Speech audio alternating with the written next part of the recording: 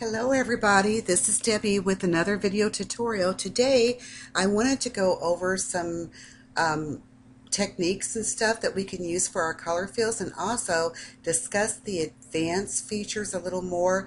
I've had a few emails asking me about this, so I thought today would be a good day to do this, and later on I'm hoping to get another video tutorial made on designing that Indian wedding invitation. So we're going to go ahead and get started about our color fills. I'm just going to draw a rectangle right here because we're going to go to our basic color fill and take a look at that. Most of you see this all the time, and you know that if you click on one of these there, you'll get that color. But if you open up the advanced feature, it's usually like this, but you just click it and open up the advanced feature, and you'll see different hues here you can change it to by using the slider bar.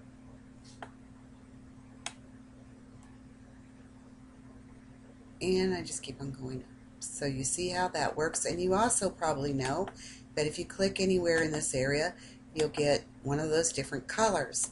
Now, it's great to have, and I love it, but I quite often find myself using Color Schemer because I know I'm going to get exactly what I need as far as complementary and matching colors go.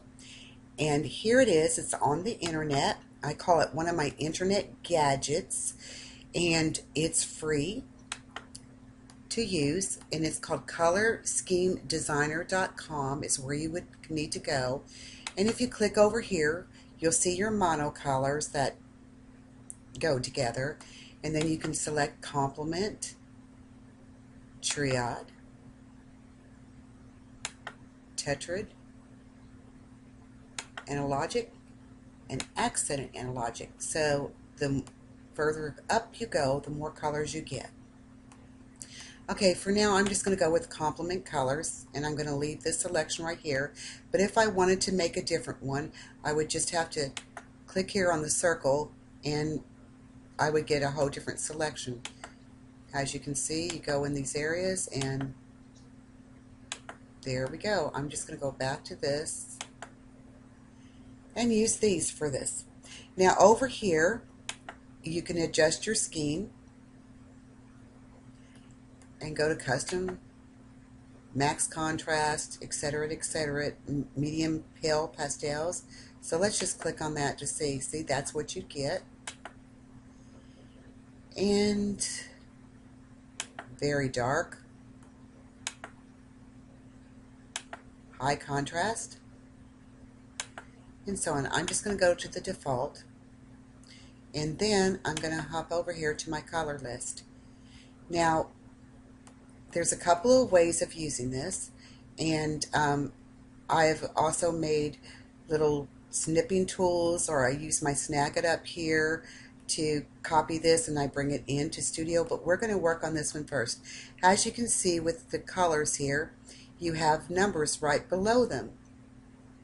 Okay, if I highlight over this number and letters, those are our codes, and I copy, I go back into my Studio software, highlight this, right click, select paste, and then hit my enter key. I get that exact color.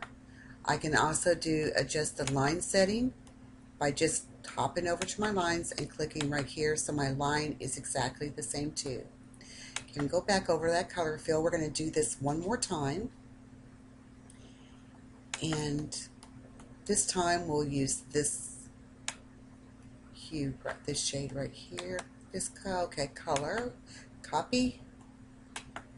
We're going to go back over here, right click, paste, hit that enter key, and there we go. And again, we can change our line color just by going over here and doing this.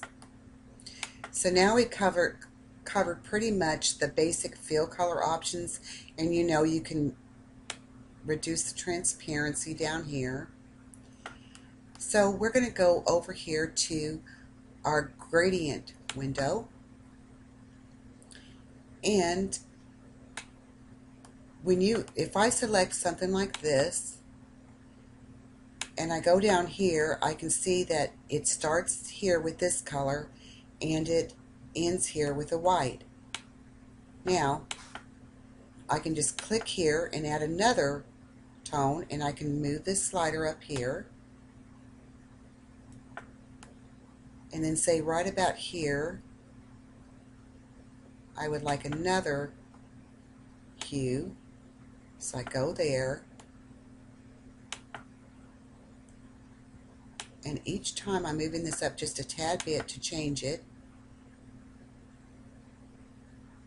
and I'm going to select this color for, move this one down. Oh, it's not moving down for me. So we'll just select in here.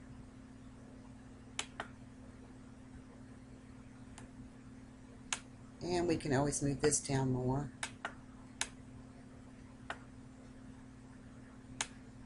Anyway, basically that's how you can go about changing your colors or adding new colors into this in advanced options. If you go down here, you can also change that angle.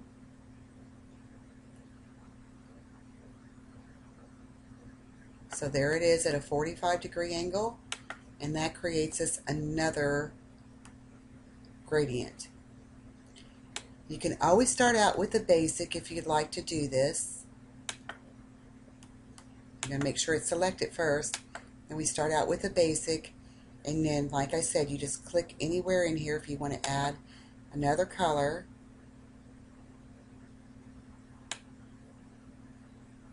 And you can move that slider to change things, or you can even go down here and say right there in the middle I want this color, or you can go over here and click this and say right there I want that color, or over here and select this one.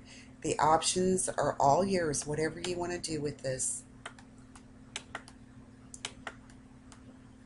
Okay, and then here we go over to our fill pattern, and you basically can do the same thing with these. You can go in here, and we're gonna, oops, I closed my advanced options, and I can see it's still on a 45-degree angle from what I previously did. So I can adjust this by doing this, changing that angle. I can increase it, or I can go way down and decrease it, and also change the transparency on this, which might be nice. Let me do a Alt click. This is our new shortcut. I need to remind myself all the time this is our new shortcut.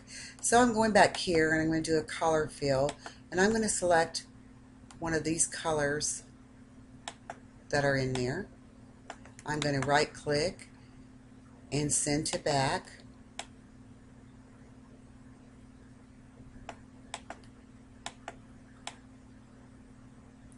Okay, now I've got this selected. We're going to go ahead and do the transparency. Fade it out a little bit. I'm going to zoom in here. And now you can see that the color of the background has changed. And why all these little lines are in here, I do not know. It usually doesn't. Oh, there they go. I was going to say it usually doesn't do this. Okay, back to fit to window. And I'm going to show you one more little thing before I sign off here. Okay, designs like this, you may want to use something like this for a card cover. And this is where the color scheme designer comes in real handy again. All I did, of course I would make it my,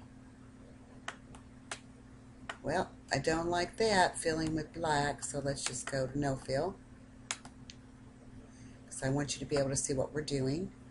And I'm going to go to my offset tool, do an internal offset, bring up that distance to make me a nice little frame. Oh, that's a little too much. Select both of them by dragging my cursor around there. I'm going to right click, make compound path. Now from here, I'm not going to do this whole thing. I'm just going to do a little quick grabbing my arch tool, bring it up to about here.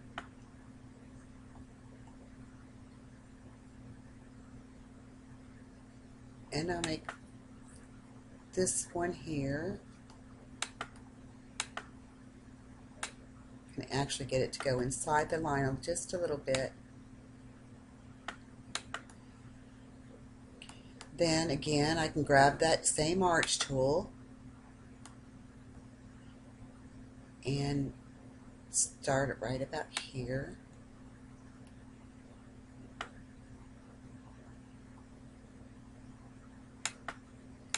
Anyway, we get the idea of what I'm trying to do, so I'm just going to go in here and do another offset. And I have it set at 0.125. I'm not going to change that. And I'm going to do another offset and leave it at the default. Okay, now I'm going to remove these little lines out of here. My arch, just delete that out. And I'm going to delete this one out. Select all of these again, and I'm going to weld. And now you're going, Debbie, how are we going to fill that? It's just a shape now. Well, we have to go in and right click and release the compound path. So now these are individual shapes. And I'm going to pop over here to color schemer again. And I'm going to go with a triad this time so I can just play around a little more. I'm going to start out with this color. Right click, copy, go back here, select my fill, paste, then hit enter. Whoops. Enter. And there we go. Going back to color schemer again, and I'm going to select this one, copy, go back to studio,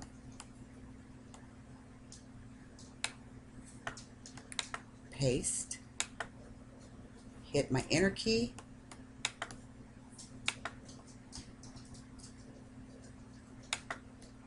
in color schemer. Let's see, we'll do this, we'll pick this color.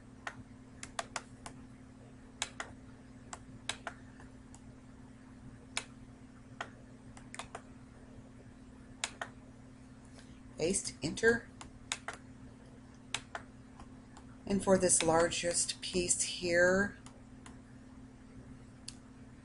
let's use this color here.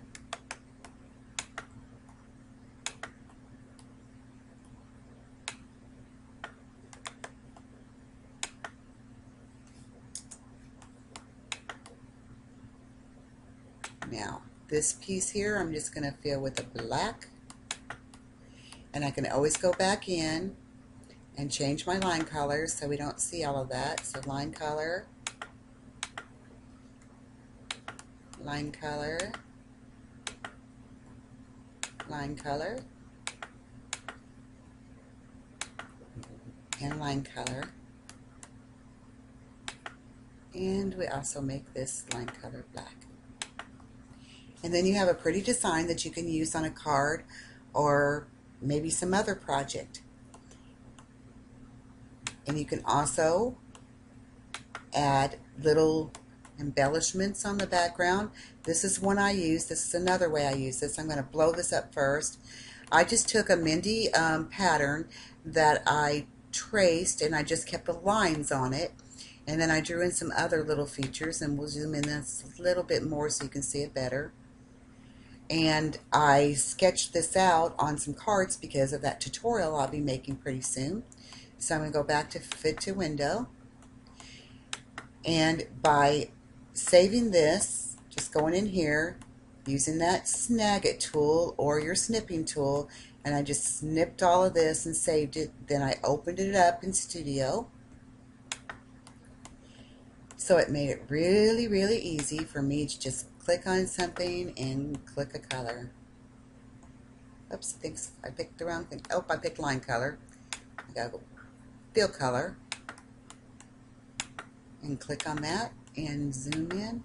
And I just changed my color without having to copy all of those